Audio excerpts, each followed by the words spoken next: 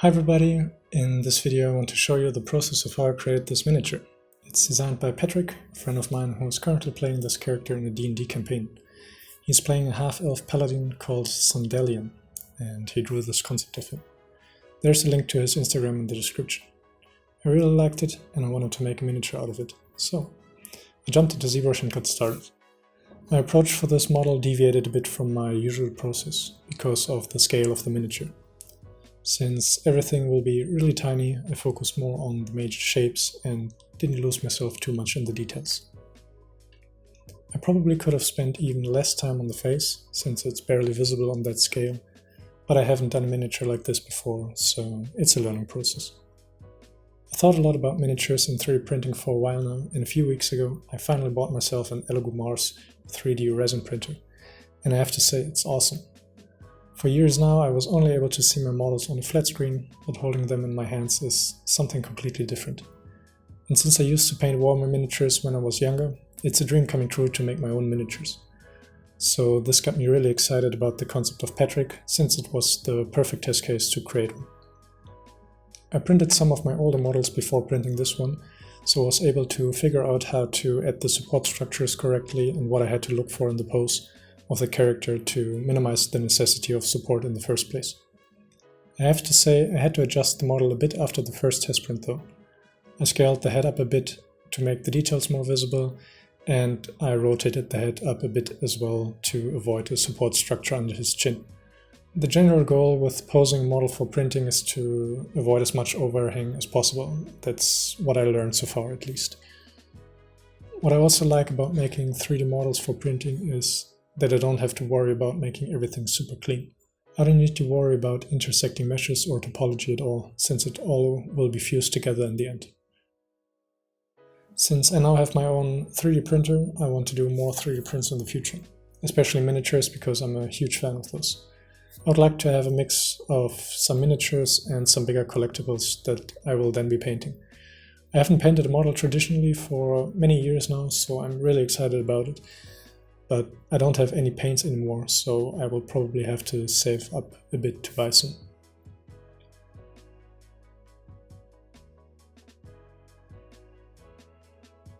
As you can see here, I'm blocking out the body with primitives. For that I either add a new subtool or I use the IMM primitives brush or the curved tubes brush. Since this is a complete figure with cloth and accessories on it, I'm using a lot of different techniques to create shapes in the objects. Later I will use the extrude function a lot, where I mask something and then under the subtool panel under extrude I create new objects such as clothing and armor. Since I experimented a lot during the whole process, I edited out some of the failures to make the video a bit more pleasant to watch. If you have any feedback of what you would like to see about the process, please let me know in the comments. If you would like to see even shorter videos where it's reduced to the most important steps, or if you would like to see videos that are less speeded up like this one, please let me know. I recently came back from Lightbox Expo in Pasadena, which was an amazing event. I met a lot of great artists and the whole event motivated me so much to dive deeper into art. I really want to get better at drawing so I'll be able to create my own concepts for sculpting. I think I'm doing okay with head sculpts, but I still feel very limited in concepting whole characters. With drawing I feel like I can plan out things way easier and more precise than when I jump directly into ZBrush.